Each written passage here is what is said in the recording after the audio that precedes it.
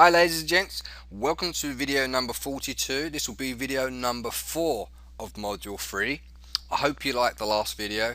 I'm still buzzing over that one. That's a really great strategy and I hope you've enjoyed it. Alright, this next strategy is it's not been fully tested. Why? Well, because nobody's shown you this strategy. Why? Because I've only just made up this strategy. Alright, so this is a unique strategy, and this is what I love doing. I really love making new strategies. I mean, I know, like, oh crikey, about 400 different types of strategies, and they're all basically just as good in their own equal right. But you can only choose to adopt and choose so many, okay? So, alright, so I'm going to give you loads of options here to decide what kind of strategy that you like and what ones you don't like, and just stick to the ones that you prefer. Alright, so let's just move on without any further ado. Alright, and just to show you the next strategy. Now, what I've decided to do, I thought, okay, let's see if I can over deliver here. Alright, and what I've done is I've created a template. Okay, and you ought to see these labeled like an asterisk, an exclamation mark, TFB video 41 strategy 1 ACDC indicator. Alright, which is accumulation and the accumulation distribution and the accelerator oscillator on there. It's actually labeled AC on there, but anyways. Okay, so what I've done is I've created another one, video 42 strategy 2, and this is using the Alligator, but I've just called it Gator. So you should be able to figure out, and by the numbers, it says actually 42 on there, and the videos you should be actually be okay to actually go ahead and find them. Alright, okay, so if you don't have the template already installed on your chart, what you would need to do, if you recall, we had the accumulation distribution indicator on there as well, and if you have this on your chart, all you would need to do is be very precise and put your cursor over the red line, right click and choose delete indicator. And then what you want to do is to go ahead and grab the accumulation the Alligator, and just simply left click, drop, and you're done. Alright, now if you recall from one of the main introduction videos when I was going through the overview of the MT4 platform in module 2, you'll notice that I didn't really like the Alligator. Okay, and it's quite hard on its own to really find a good area in the market to go short or long with. Alright, and this is why it's always good to have an extra indicator to accompany it, so you can find a stronger signal and hopefully filter out any losing signals that the Alligator can produce on its own. Alright, so this takes a little bit of thinking outside the box, and this comes again with practice and experience. Alright, so hopefully this information I give you will be a good working point to find your own signals in the near future with custom indicators, or even work out a way how you can actually create your own indicator based on your own strategies. Alright, or go to Elance or something like that and have someone code it for you for $100 or whatever. Alright, okay, so what we're doing here is essentially we're looking for a breakout, but we're also looking for a confirmation. And in this particular instance, what I've done is I've taken this blue line where I've got my crosshair tool scrolling over, and I'm using this as my main trigger line, okay, or my alert, so to speak. And what I'm looking for also is, I'm just going to zoom in so you can see a little bit more carefully, is what I'm looking for as well is I'm looking for the candles close. Now I haven't really got into candles because I'm leaving that for another module, and I'm doing that on purpose, okay, because I want to give you little bits of information at a time so it's easier for you to absorb, okay, because I don't want to overwhelm you with too much information. Okay, so but let me just show you a quick brief overview of what a candle looks like. Okay, Now, the stuff inside here, the coloured area, is referred to as the body. Alright? And the top part here is referred to as the high. And the bottom part here is referred to as the low. Okay? Now, depending on which direction that this particular trade is going in, the close and open will be on different sides of each other. Alright, so if you're coming in a downwards trend, okay, the close will be over here, and then the open will be over here. So the open, this is in the downwards trend, mind you, and that's the close. Okay, right on the corner, and then another bar starts.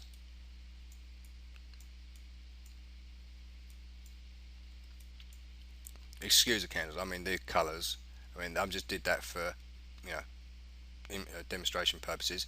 So you can see that this area here is the open.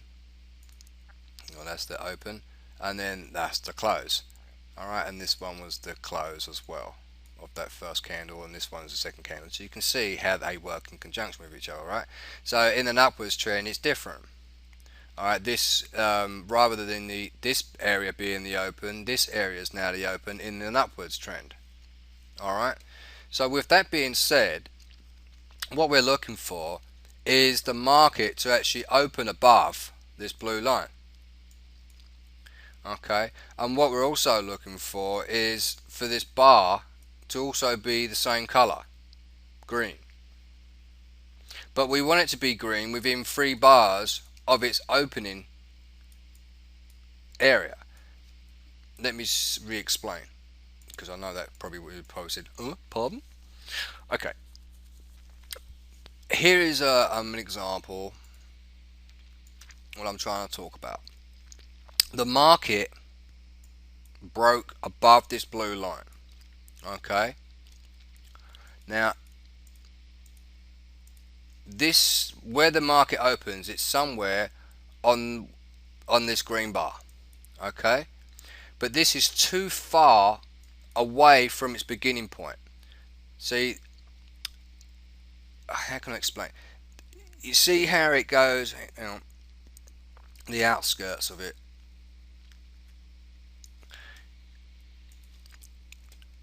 From that section is the start from down to there, and then from that section to there is the start. Alright, so each of these areas are like starting areas from its, when it goes up above or below the vertical scale. I hope that makes sense. Alright, so I'm looking for an area in the market where the candle has actually opened above this blue line. There's my first candle, right there, this green one here.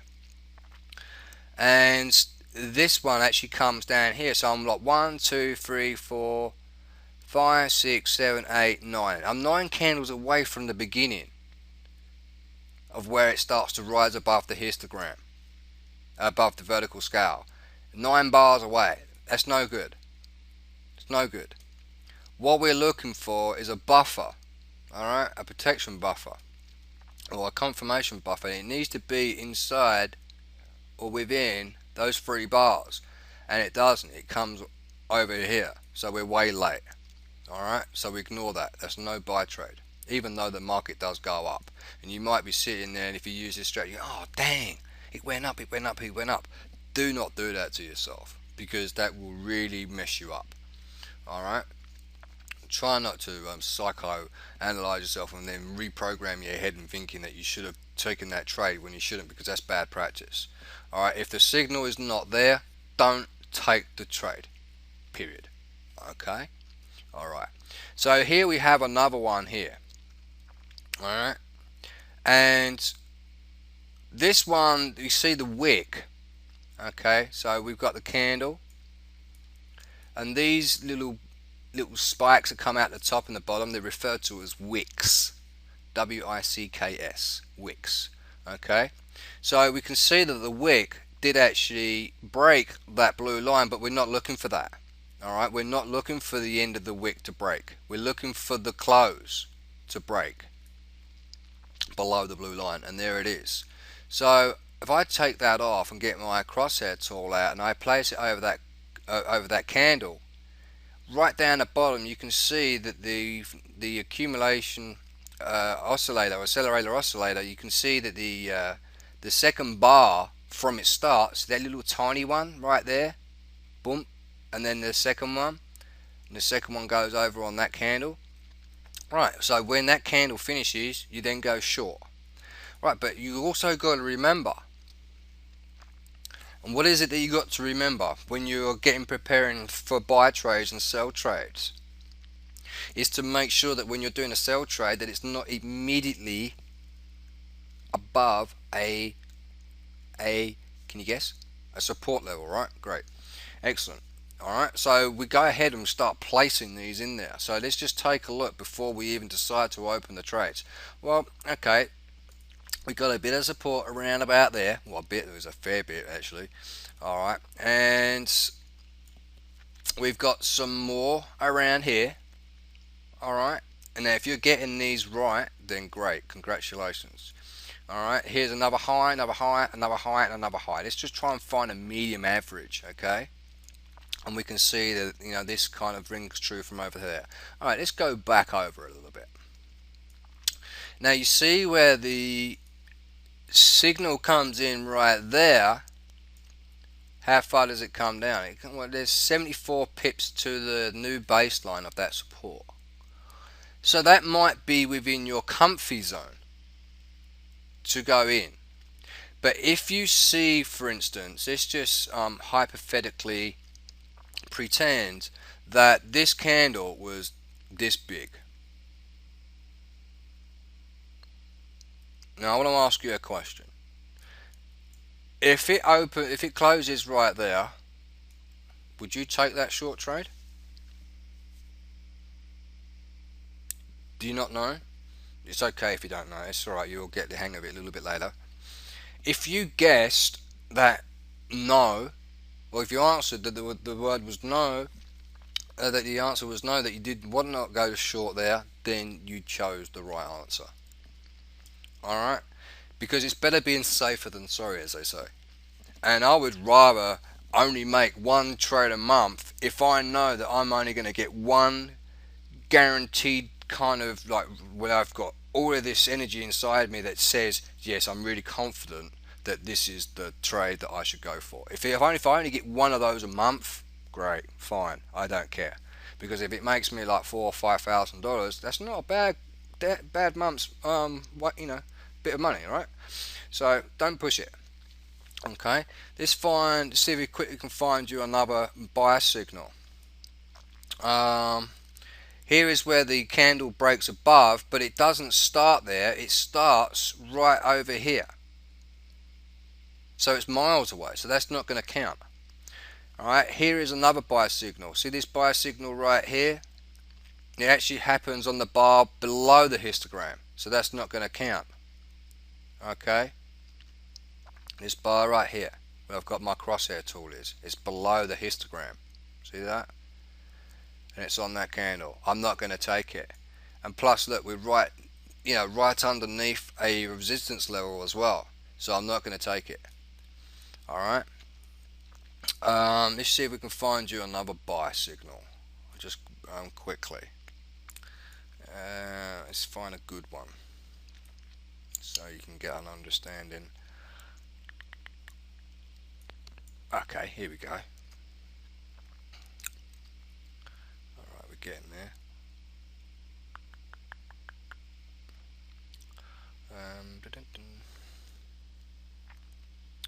Alright, is that one within 3 bars? Yes, it is. Okay, great. Now, you see this bar, it closes right up here, and it's actually within 3 bars from its start. So this bar on the histogram, number 1, number 2, number 3, so it's like 3 bars from its start. It does actually hit on the 3rd one, so that's great. Can we go long here? Well, let's just go and take a look. We're being asked to go long around about there, and are we on an immediate support or resistance line? It would appear to me that that level looks like a support line for the most part, because we're looking at this signal over here on the right hand side.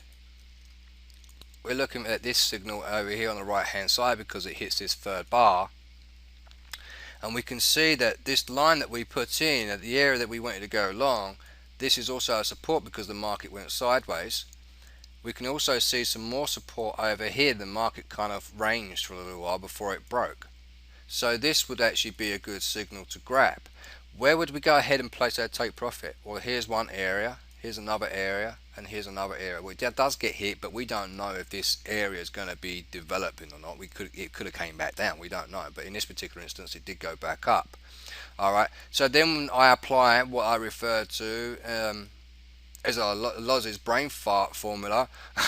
Okay, because just in case, if I go ahead and put my stop loss value up there, not really taking into second thought that I should have really compensated for any human error, then I'm going to go ahead and place my take profit target just a little bit below the main area where I predicted, or where I thought that looked to me as a support or as a resistance level. Does that make any sense? Alright, so we'll go in for long for that, and we'll target, well, there's 113 pips potential, but we're not going to know that, but I'm going to come back and I probably might shave off 20% as my buffer for a human error. Alright, so I would say, okay, I might take off 25 pips, so I might gain, aim for 75 pips or something like that. Alright, so I hope that's helped.